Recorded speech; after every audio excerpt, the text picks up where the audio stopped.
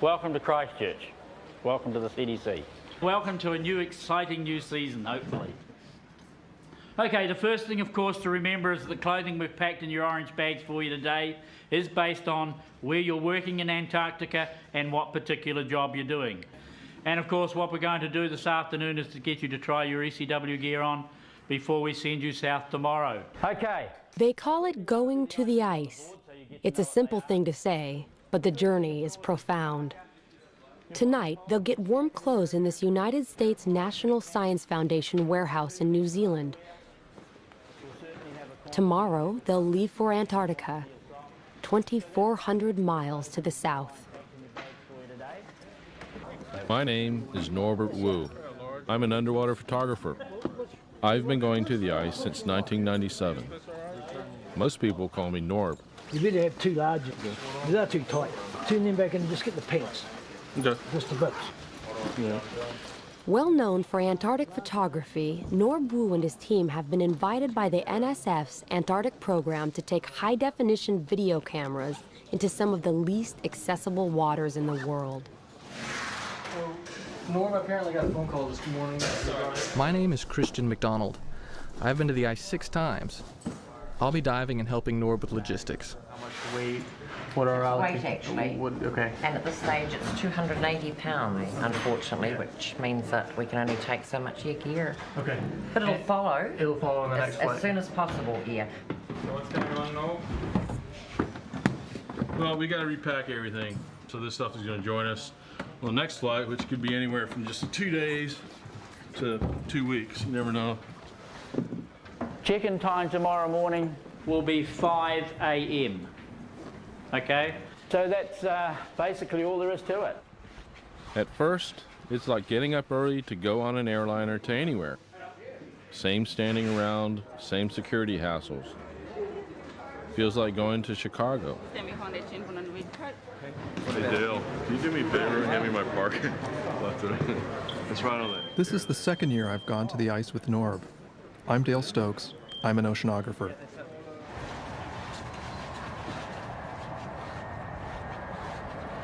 This is no airliner. This is not a trip to Chicago. It's so noisy in here you can't talk. You can barely move. It will be an extremely uncomfortable 5-hour journey. About all anyone can do is think about the ice.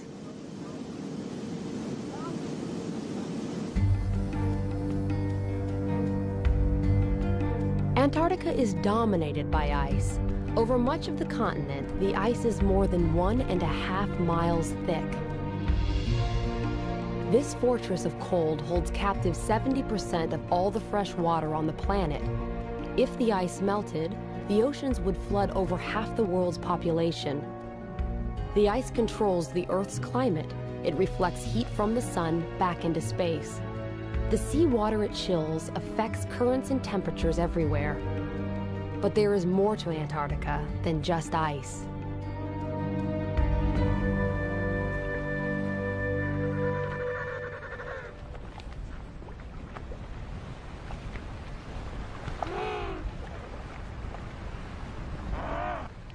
On the surface, Antarctica seems bleak with its endless cold and its flightless, awkward birds. But that's only on the surface. Norb, Christian, and Dale are going to the ice to get under it.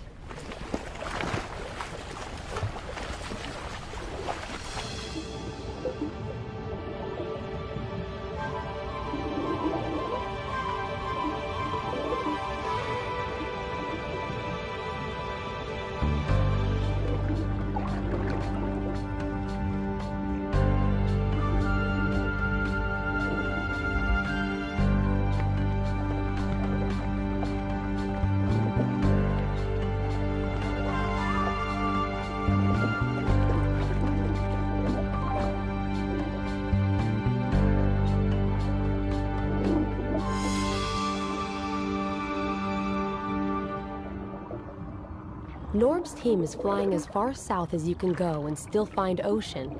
This is less than 900 miles from the South Pole. It's even too far south for most penguins. Out of 17 penguin species, only 2 live this close to the pole.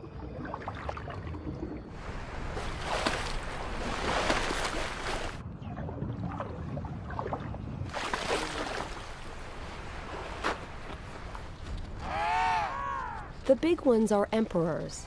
The small one is an Adelie. The penguins only look awkward on the surface. They are completely at home.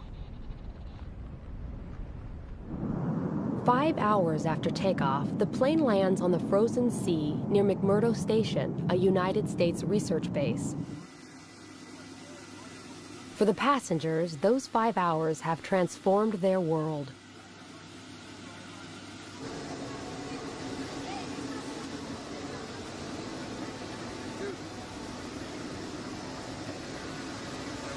Thanks for flying with us. It's like getting out on another planet. I'm always impressed with the purity and the vastness of the ice.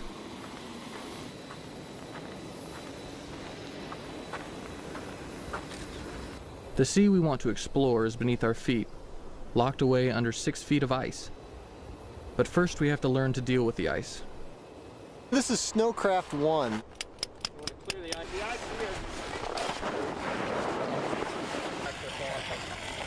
This is the basic snow survival course that all field parties have to attend in order to get permitted to head out into the field. The height of the winter, as the sea ice is growing, the continent roughly doubles in size.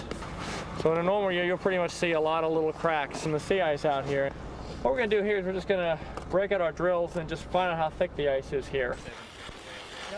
Whenever you're going to drill, and drilling is considering the potential hazards out here, that's the way you find out whether the ice you're on is safe or not. It's known as Snowcraft 1, also collectively known as Happy Camper School, and sometimes known as Survival School. And I guess a lot of that depends on the weather and the disposition of the folks involved. But today it is definitely Happy Camper School. Well, this is a couch. See? This is a party couch. I think I'll turn this into like a little drink rest or a coffee table. Cool. Okay, high winds coming in from the south. You're going to have to hold on to everything you've got. You can't just take the contents of your tents and dump it onto the ground, because otherwise it's just going to blow away. And for God's sakes, you don't take the thing and try and blow into it. You're going to wind up in medical.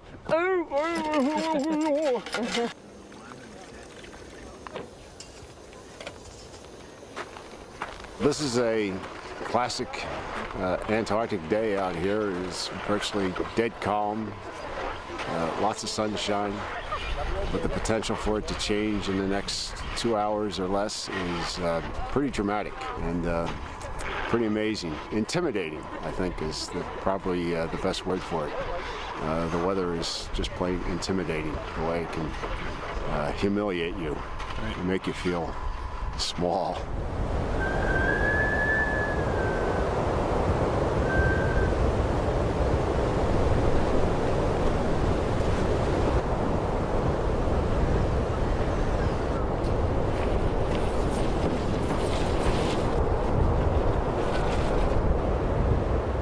It's mid-October, springtime at McMurdo Station. If you have any trouble at all, you just call Mag Ops and tell them you have a dive accident. They'll page everyone. Hundreds of scientists and technicians are here, but most of them, like Norb's team, are inside, getting ready for the season's work. What transportation options will be best? If you're diving locally here, the best transportation is going to be your Sprite. Rob Robbins is McMurdo's diving coordinator. He'll often dive with the team. Have a helicopter launch from here, go up there and pick you up, so. People call this place Mactown. It's a frontier outpost, a modern version of an old mining town. When the weather breaks, everyone scrambles to get out in the field. They're all chasing the most elusive kind of gold, knowledge. This year, the National Science Foundation will support 127 major research projects. The projects cover everything from microscopic worms in the ground, to the movement of ice sheets, to the hole in the ozone, to the crystals made in the big volcano called Erebus, the dominant landmark here.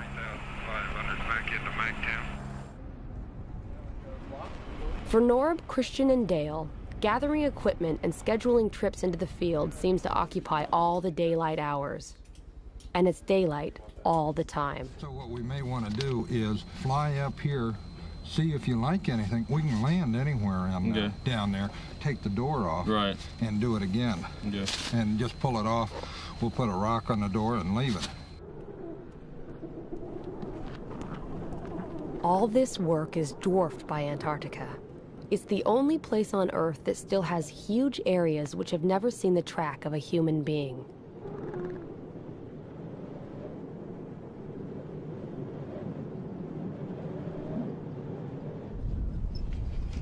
I'm so ready to dive, I'll dig with a toothpick if I have to. But we still have to plan things out with Rob.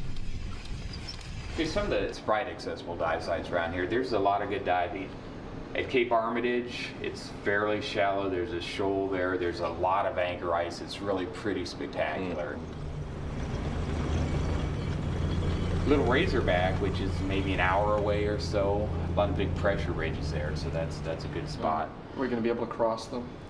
You think the travel's going to be bad? The travel, I think, is going to be pretty good. There are some cracks. You're going to want to be careful, but it's fairly safe out there. I'd really like to film an iceberg underwater. I mean, that's kind of this thing, you know. There's an iceberg grounded up at Cape Barn, which could be spectacular, but it looks like it's quite a ways offshore. We'll have to see what it pans out to be. This ice is 6 feet thick. It's like cutting a porthole in a concrete wall.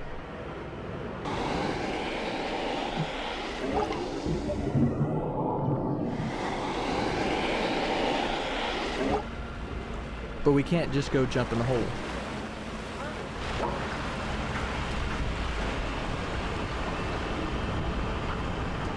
Come back in, blade it, then I'll bring the hut in, place the hut, we'll put snow around it, and you're down. Sounds great. Okay, thanks.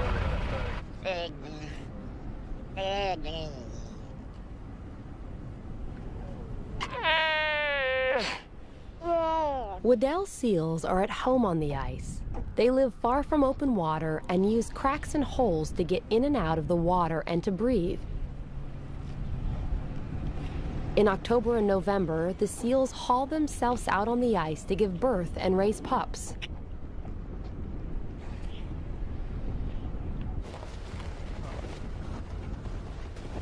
After 10 days of preparation, we're ready.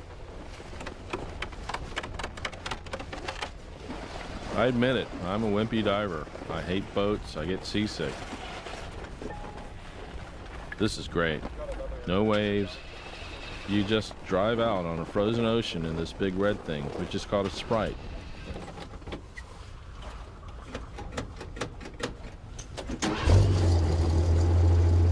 A Sprite is fun for about the first 5 minutes. It's like driving a tank.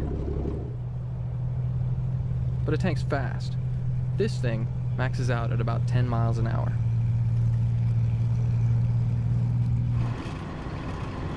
After 5 minutes, it's sheer unadulterated hell.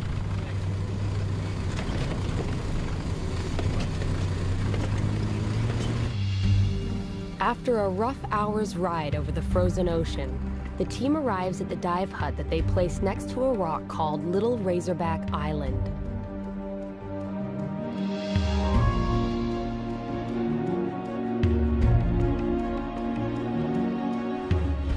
Dale will be first into the water. 3 layers of underwear and a dry suit. It still doesn't really keep you warm. But for me, it's worth it. There's no diving like this anywhere else in the world.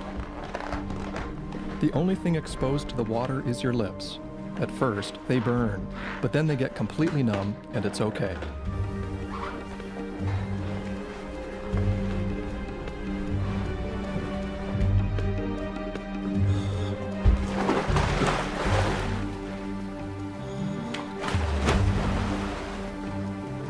The water temperature here is 28 degrees, so cold it can freeze blood. If something goes wrong, there are only 2 places to get out: this hole and a nearby safety hole. But diving is what they came all this way to do.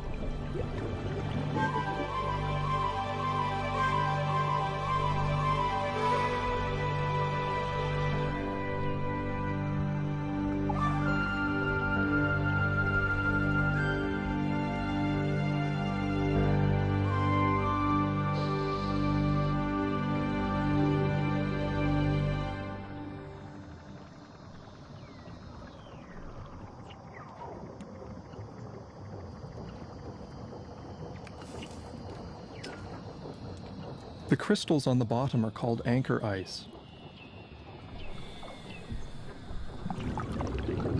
In shallow places like this, ice forms on almost anything the water touches, so it grows in kind of an ice garden.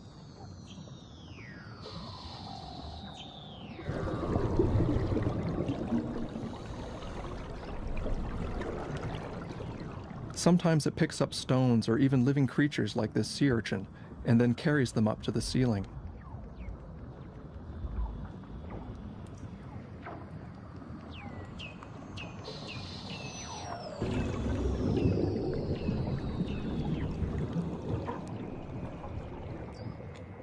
To me, these noises sound like alien radio signals in science fiction movies.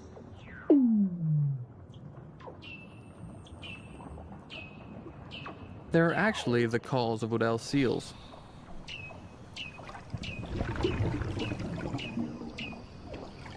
The seals will go anywhere they could find a hole for air.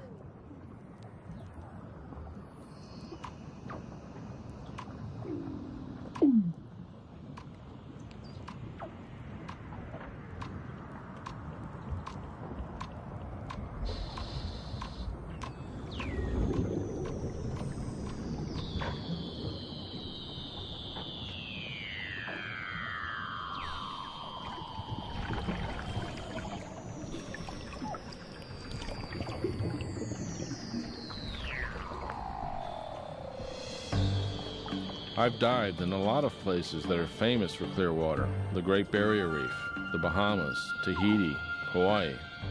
This is far clearer. At this time of year, you can see almost a quarter of a mile.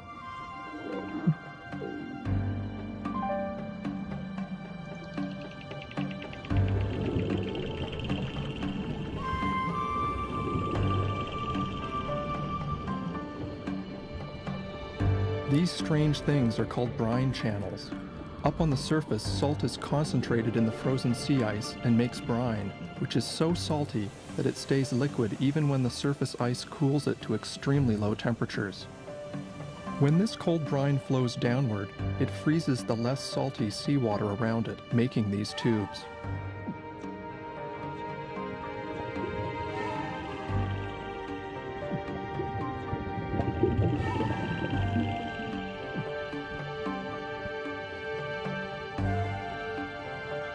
We're diving in shallow water because most of the action is on the ocean floor.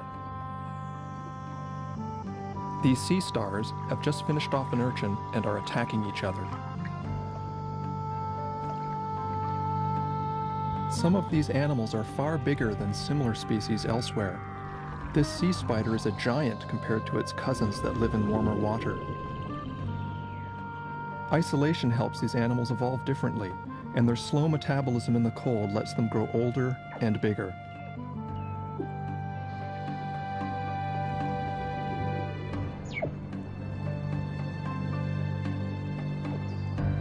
Clear water is great for us, but hard on the life here. There's been no sunlight for 4 months, so nothing has been growing in the water. Everything is hungry. This anemone may look pretty, but it's a ravenous predator. The current has carried this jelly too close to the bottom. The anemone snagged it. Sometimes they can eat an entire jelly.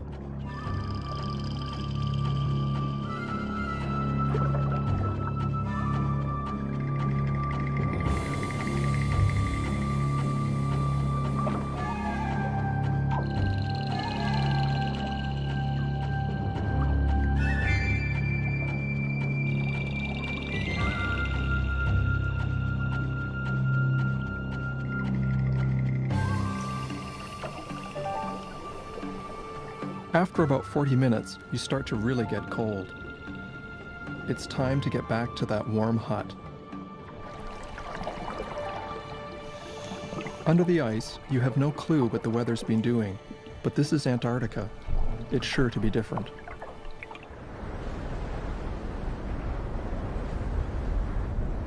When you come out, you get oriented by looking for Mount Erebus. There it is, smoking away in the distance. Underwater, the body fights off cold by burning calories like a furnace. Cool, baby. Everyone is physically exhausted. Ceiling, very, very cool. But the whole balloon sensation is from dropping down out of the second tunnel and then looking up into the blue room. That's pretty vicious. That's the sensation right there. But other than being tired, they're exhilarated. I think it must be because you're coming out of that dark part, right? Yeah, exactly. Because otherwise, it'd just be like any. But It's kind of spooky. Long way Scary. It's kind of fun.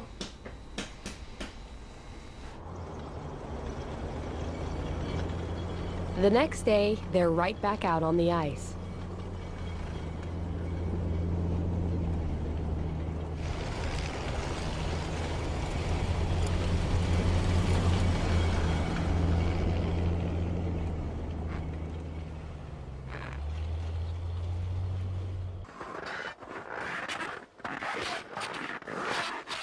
The team comes upon a hump in the snow that could be a lot more dangerous than it looks. This is exactly what Norb and Dale were warned about in survival school. so what's the rule of thumb? It has to be. We need 30 inches of ice, but 30 inches if we of get a ice crack, It's got to be less than a third the track width. So I think if we just get a shovel here and we can clear some of this away and see how wide it is. This snowdrift marks a crack in the ice. You can't tell from the surface if the crack is too wide for the Sprite to cross. It's always weird to think that right underneath this solid-looking surface, there's ocean 1,000 feet deep. I love diving, but I sure don't want to fall in.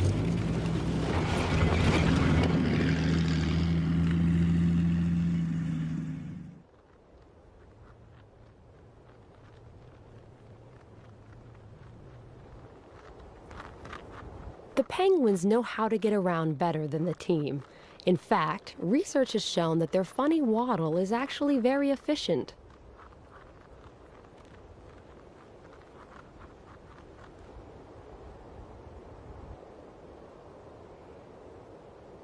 There are all sorts of mysteries under the ice. One of them is how the Weddell seals live. In this field camp near McMurdo, biologists are studying the seals.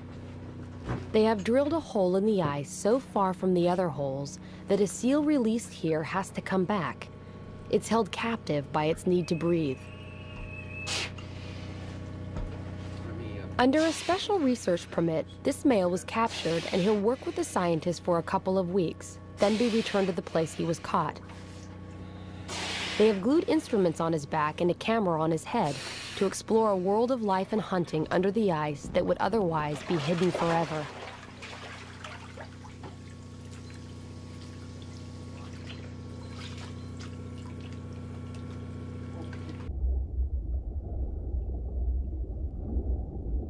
An observation chamber has been built under the ice near the hole. One of the science team is there to watch the seal's behavior.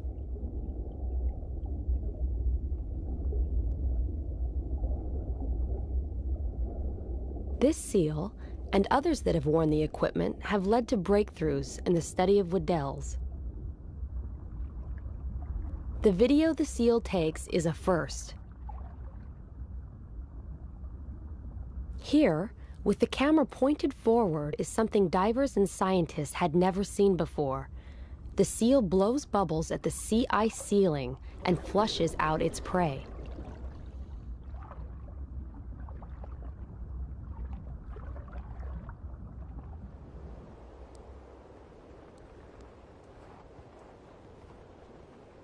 The ice is too thin for vehicles near Turtle Rock, which is the best place to see seals underwater. The team must hike with tanks, cameras, weight belts, and all.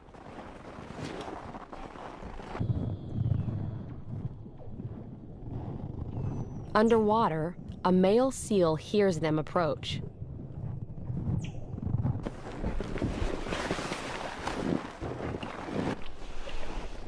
He checks them out, but he has other things on his mind. There is a female in the neighborhood.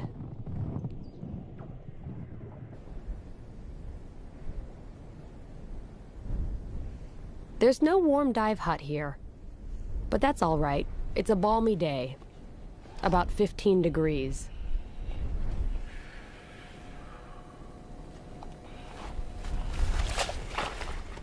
Since the big drill can't get here, the team has to dive through a seal hole. The water's constantly refreezing, but keeping the hole open is one thing the divers can do more easily than the seals. Seals have to use their teeth.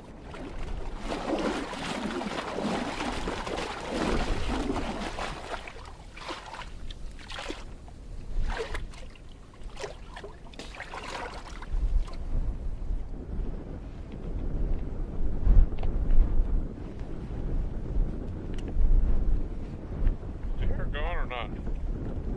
Did you hear it going? You want to press it?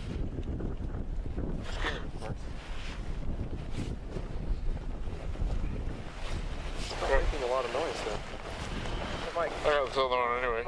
The details get you every time. I've had trouble with this hose before, so I want to be real sure it's working.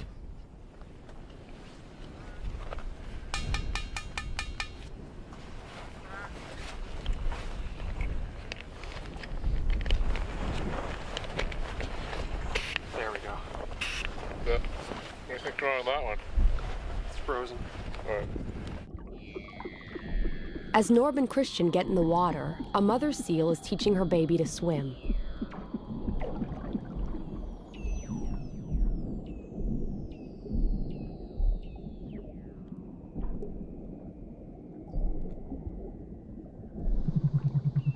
But she has other concerns too. Females, once they've given birth, are often ready to breed, and this female knows that the male is around.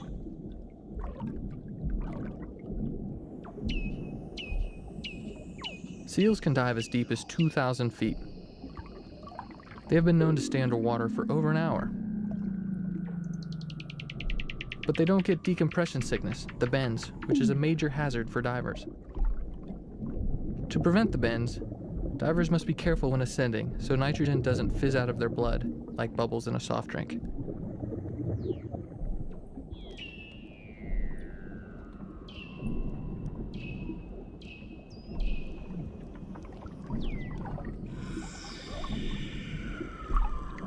As we watch, a male shows up to chase the female.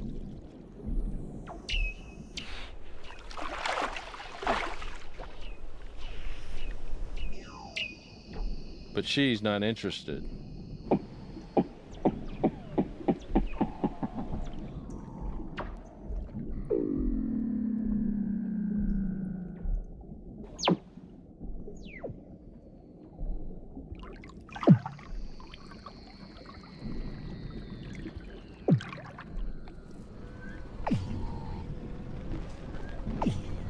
The males sometimes fight each other at breathing holes, so we try to use holes that aren't occupied.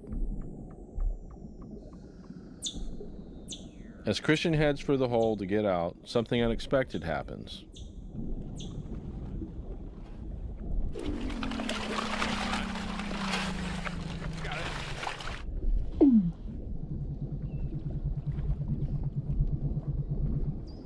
Oh! Oh my God!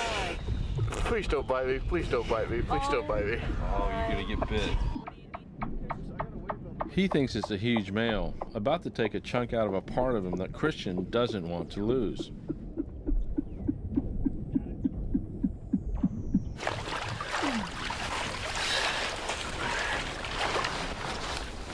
Like, whoa, somebody's goosing me.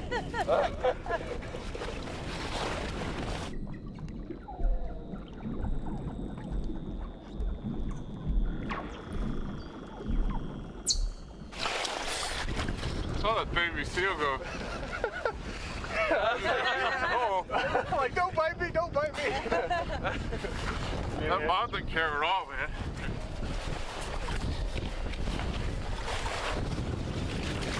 Oh, is that the baby that came up then? Yeah. I said, I'm like, oh,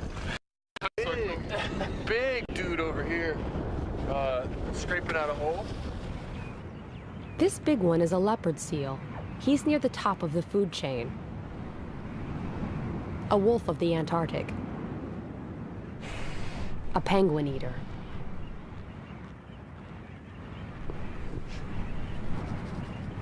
But out on the surface, he's about as agile as a slug, so the penguin is safe. For now.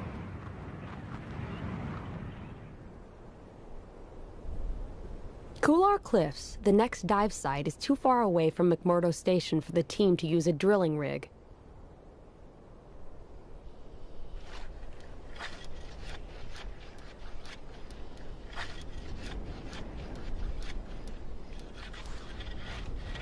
But Christian, Rob, and Dale use just about every portable tool known to man to get through the ice. Sorry. We have holes.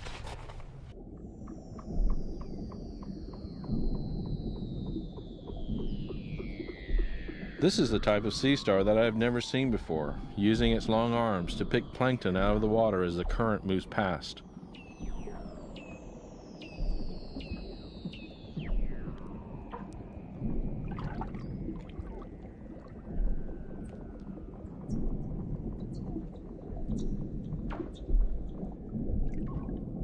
This crinoid, a relative of sea stars, is sort of fly casting for plankton.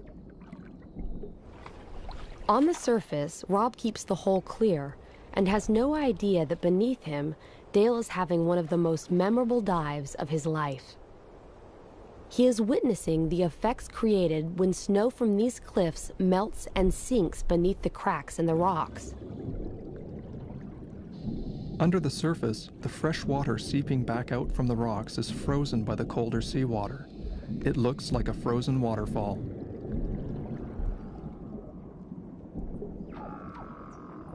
The sunshine has been feeding energy to algae, which is turning green and golden. Soon the algae will bloom in the water and end our season by ruining the visibility. But for now, it's just plain beautiful.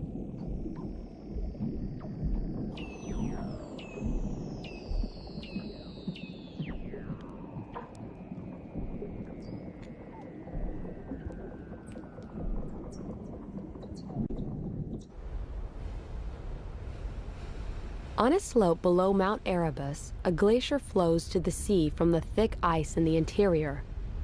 In some ages of the Earth's history, Antarctica's ice has flowed completely away. Today, scientists are studying this ice, trying to learn whether it is growing or shrinking and why. This simple and precarious balance between what is frozen and what is not affects everyone on Earth.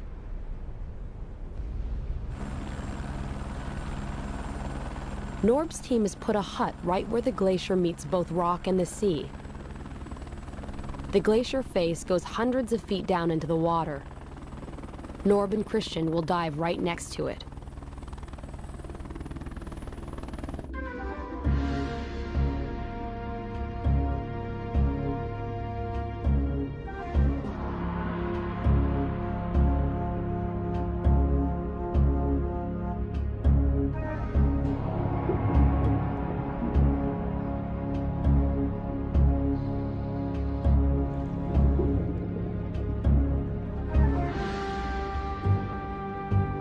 This is a spooky place. When you swim close to this, you can't really tell where the water ends and the ice begins. It gives you kind of an ominous feeling.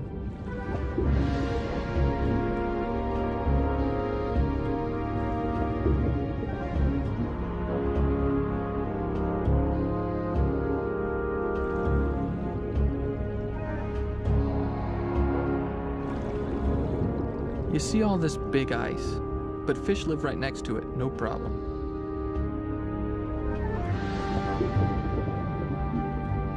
They make their own antifreeze in their pale blood. The ice isn't ominous to them, it's home.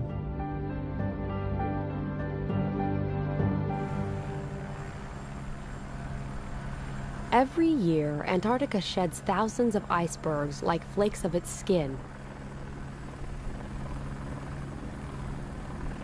Everyone knows that icebergs hide most of their mass underwater, which is why the team wants to shoot near one. But that, like everything else here, is going to be harder than they thought. Christian and Rob have been out for 2 days looking for bergs to explore. Their report is not good. Hey. Gotta go Cape Roberts. Well, Cape Roberts is pretty nice, but we weren't able to find any diveable icebergs. Oh, you can't? No, actually, we tried quite a bit. We spent a couple days chainsawing holes and trying things out, but it doesn't look too good. No, really? So you're saying, what, out of all those bergs over there, you don't think any one of them's diveable? I don't think any of them are diveable without drilling or blasting a hole. Most of the icebergs are packed tight by the sea ice. No cracks, no openings, no nothing. And a lot of snow drifted up around each of them. We did find one berg that had kind of calved off and collapsed. And as it collapsed, it broke the surrounding sea ice around it, which looked really good. It looked like there was some thin spots we can get in, and there was a seal or two around. God, we spent like 5 hours chainsawing this thing open enough so that we could get in. Turns out, not only was it really dark and murky and kind of freaky, but when it looked as if when the iceberg calved and it broke all the sea ice around it, it pushed all that broken sea ice underneath the surrounding sea ice. So as soon as you open up a hole, it could be plugged up by this broken piece of ice that's underneath the underneath. It's dangerous. So I kind of jumped in and went down about 8 or 10 feet, and all the ice started kind of shifting around around me, and so I came back up. Didn't like it. But the team is determined to dive an iceberg and find this berg frozen in the sea ice.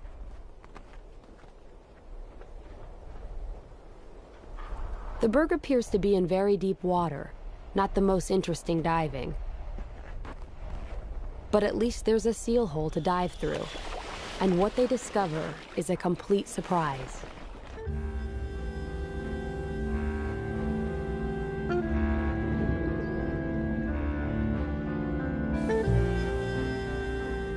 This is very cool. There's rock right under the berg. It's not in deep water after all. There's an underwater pinnacle here, and the berg crashed into it like a ship hitting a reef.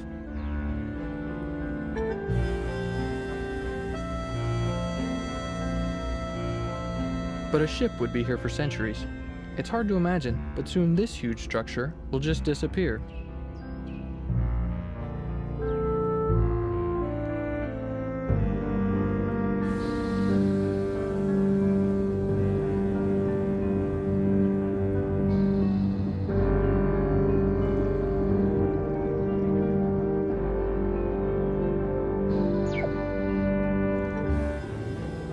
Bergs play a huge role in the Antarctic ecosystem. They crash into the bottom often, clearing big swaths on the seafloor for new life to colonize. Some scientists think this constant churning of the bottom is one of the reasons that life down here is so diverse.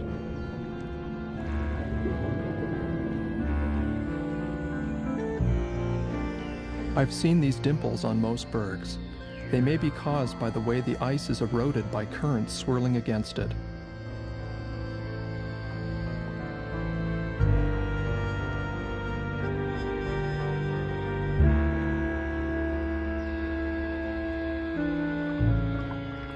Young fish take refuge in the dimples.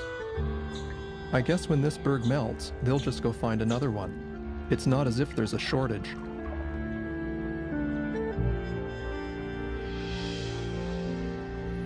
This is a desmodina, the same kind of jelly that was nailed by the anemone.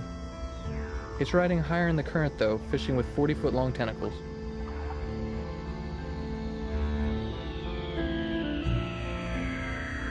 It has been another great dive, but this dive costs the team big time. Calling from McMurdo Station in Antarctica. I'm a physician, I'm a diver, and I have somebody here who's a professional diver who truly seems like he has decompression sickness. Diving down here. Dale is in trouble. He may have the bends. Diving heavily for a week. It's a sharp pain in my back, and I don't want to mess with it. If there's a bubble in there, you never know. You can be paralyzed for the rest of your life. Sometimes you just don't recover, and you can't dive ever again. Kind of a tough one. Now, we do have a chamber here, and the chamber is standing by. Might as well get in. Here we go. See ya. Imagine being told that you can no longer do something that has been a large part of your life since you were a child. 30 seconds for a descent to 60 feet. Dale has been placed in a hyperbaric chamber, an enclosure in which air pressure is first gradually increased and then gradually decreased. This shrinks the nitrogen bubbles in Dale's tissues and allows the extra nitrogen gas to safely diffuse out of his body. I feel selfish for being depressed about losing what some may consider to be a hazardous job. Most of all, I'll miss being underwater, under the ice.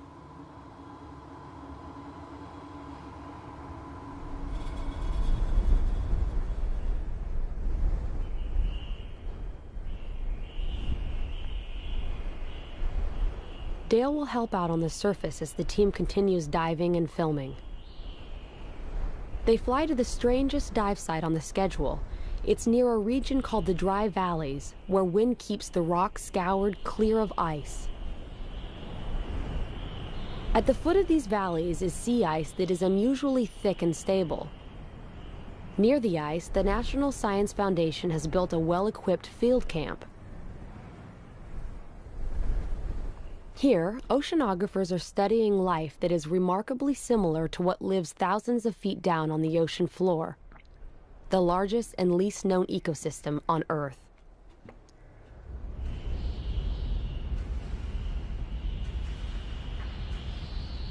But the depth here is only 90 feet. It's the ice, so thick it never breaks up, that makes this shallow world as dark and cold as the bed of the deep sea.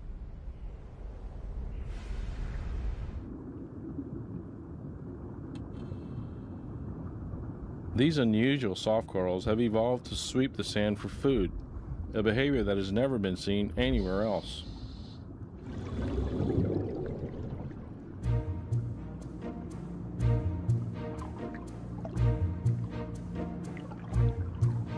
Among scallops, these brittle stars fight each other like stick warriors.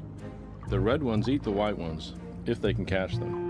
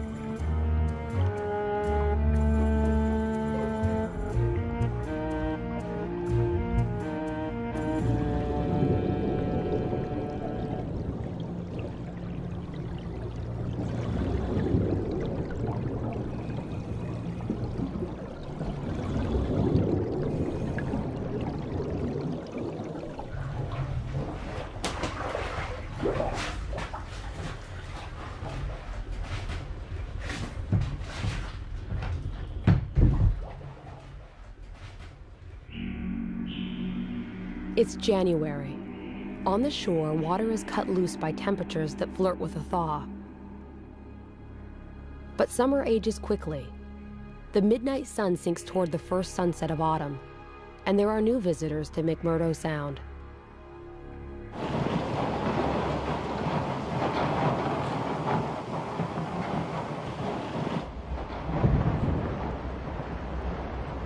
The U.S. Coast Guard icebreaker, Polar Star, arrives to cut a passage for a freighter to bring in supplies to Mactown.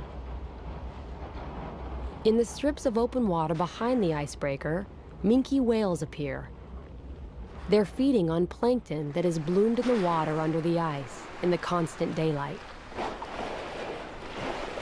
Minkies, among the most common whales in the world, are still hunted in Antarctic waters.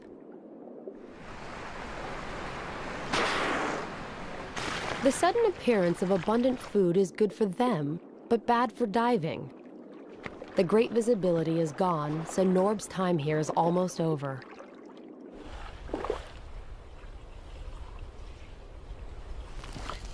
All around the coast of Antarctica, ice cracks and disintegrates. The expanse of sea ice has shrunk from its maximum of 7 million square miles to its minimum of only about 1 million. There are other visitors out there, but they're more elusive. For days, the team searches outside McMurdo, looking for the orcas that often haunt the ice edge. But day after day, the patches of water are empty. Then, in one breath, everything changes. The ice of the whole bay seems to be breaking up in front of our eyes, opening into long strips of water that are called leads.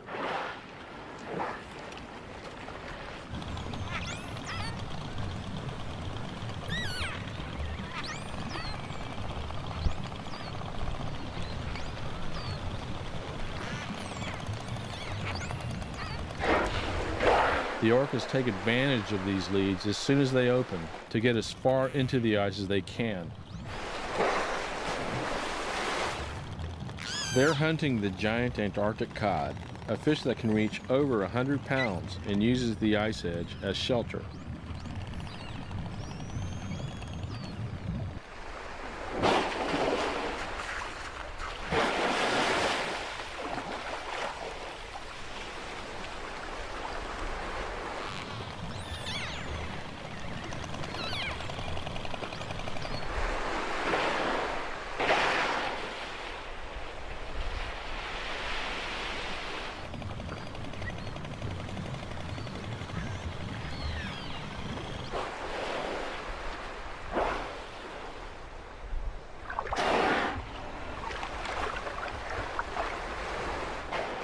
Everyone thinks that orcas eat penguins. These Adelie penguins seem to think so too.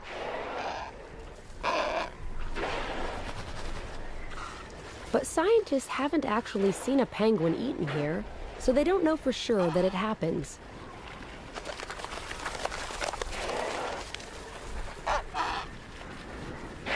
Still, when whales are around, penguins play it safe.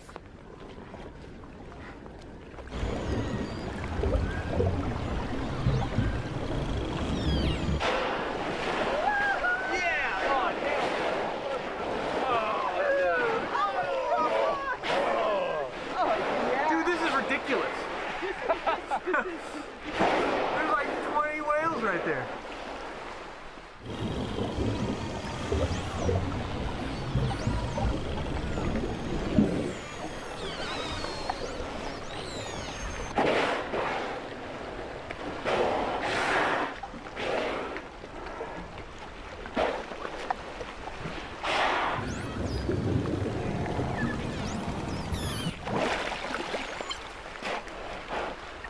Orcas seem to watch us by doing what we call spy hopping, checking out the surface. They may also spy hop to look for new leads or to navigate back to open water.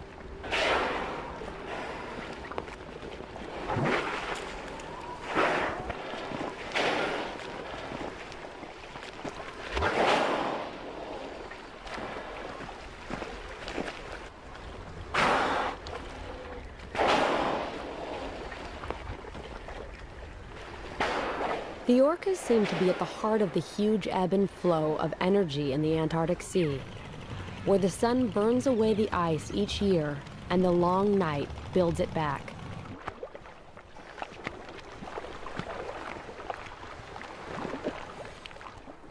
On our last day, Rob is filming me with his digital camera. And suddenly, something happens that reminds me that for all our study, we still know very little about life under the ice. The whale checks me out, then sends some kind of message, but I have no idea what it means.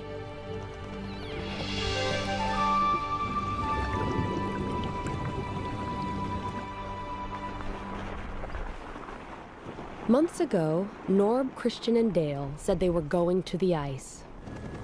There is no casual term for leaving it.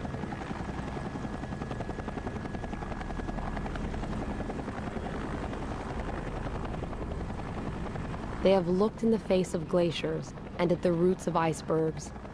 They have glimpsed the life that has turned this hostile place into a home.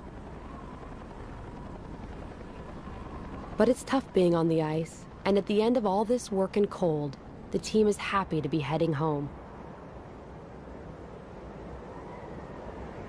Antarctica is the one continent where humans may forever be strangers. But we have looked past the big white shield and have seen the beauty and mystery that the ice tries to hide.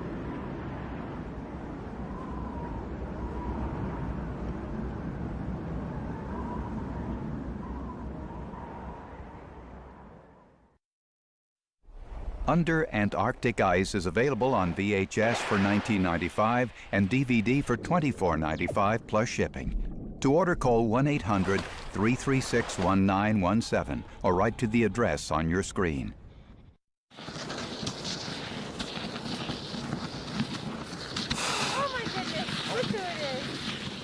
Hi, honey.